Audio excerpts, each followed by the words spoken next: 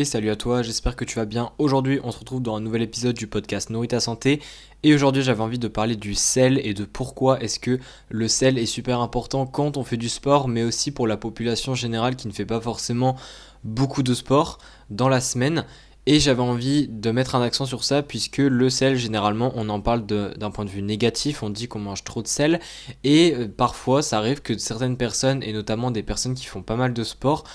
se mettent à manger très peu de sel, à se restreindre énormément, et le problème c'est que parfois elles se restreignent beaucoup trop, même si de base par exemple elles mangeaient trop de sel et qu'effectivement il fallait réduire. Le problème c'est que généralement les réductions se font trop drastiquement et par la suite c'est plutôt un problème de on n'a pas assez de sel, et c'est pour ça que je voulais expliquer de pourquoi est-ce que le sel c'est important pour justement le sport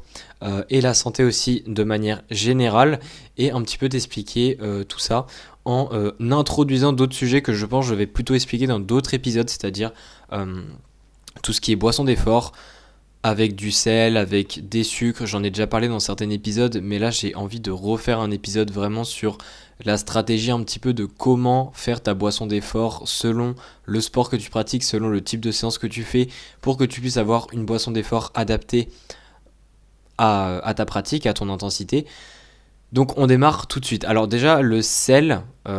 c'est important de comprendre qu'il y a sel et sodium, et ça il y a beaucoup de personnes qui confondent les deux. Quand on parle de sel et quand on dit qu'on mange trop de sel, généralement on parle vraiment du sodium. C'est-à-dire en fait que le sel c'est du chlorure de sodium. Alors c'est la forme classique de sel, c'est le sel de table qu'on connaît tous. Mais il y a aussi d'autres types de sel. Il y a le chlorure de potassium, il y en a plein. Il n'y a pas que le sodium. Mais généralement quand on parle de sel, c'est plutôt le chlorure de sodium, c'est lui qu'on trouve un petit peu partout. Alors évidemment il y a du chlorure de sodium qui est iodé,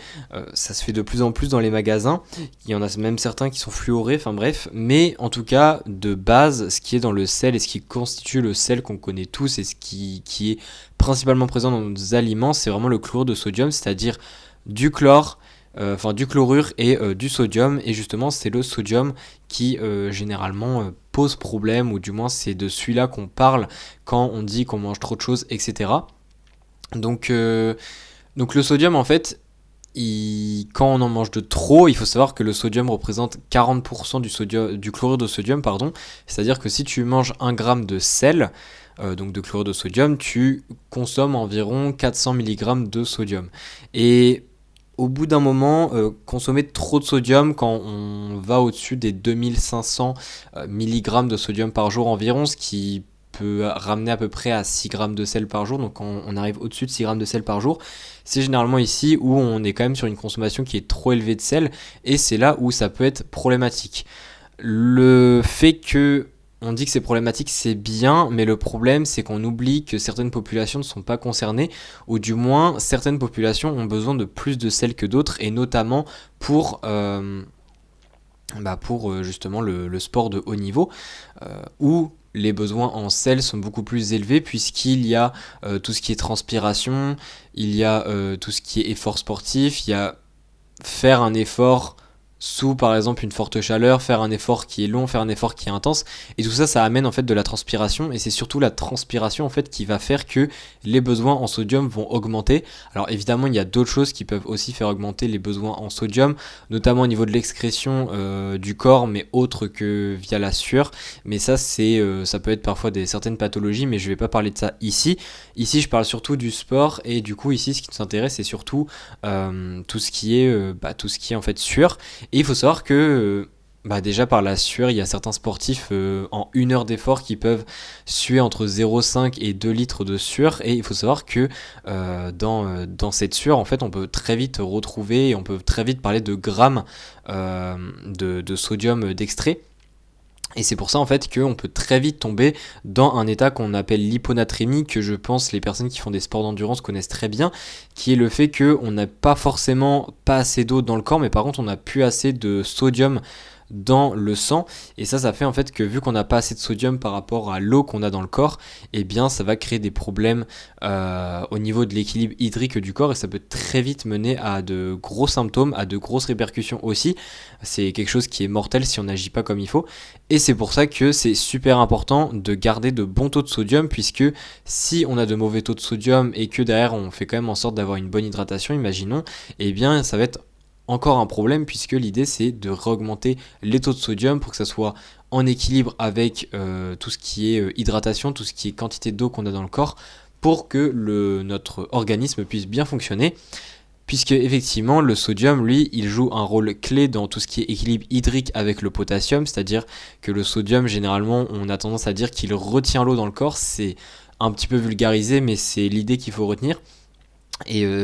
c'est d'ailleurs ce qui se passe, parce que si par exemple tu es en hyponatrémie et que tu n'as pas assez de sodium dans le sang, eh bien même si tu as assez d'eau et que tu continues à boire de l'eau, etc., tant que tu n'as pas de nouveau de bon taux de sodium, en fait l'eau que tu vas boire en plus va être entre guillemets extraite très facilement du corps, et c'est comme si au final tu buvais pas. Donc c'est une forme de déshydratation, le fait de ne pas avoir assez de sodium, et c'est pour ça que c'est super important. Donc en plus de ça, le sodium a aussi des rôles dans tout ce qui est système nerveux, dans tout ce qui est transmission nerveuse, et ça c'est effectivement un grand rôle pour la performance sportive, puisque pour rappel il y a évidemment tout ce qui est contraction musculaire pour ce qui est du sport, mais évidemment la contraction musculaire, déjà il faut que ça passe au niveau nerveux, c'est-à-dire que si le signal nerveux n'est pas assez puissant pour que la contraction musculaire par la suite soit elle-même puissante, eh bien ça va pas fonctionner correctement, et c'est pour ça que le sodium a aussi un rôle là-dedans. Donc le sodium au final c'est quelque chose qu'il faut absolument pas négliger dans le sport, et surtout quand on fait pas mal de sport, ou alors quand l'environnement dans lequel on fait notre sport nous amène à encore plus suer que d'habitude. Il faut savoir qu'il y a des personnes qui suent déjà plus que d'autres, mais en plus de ça, si tu t'entraînes par exemple dehors, que c'est l'été,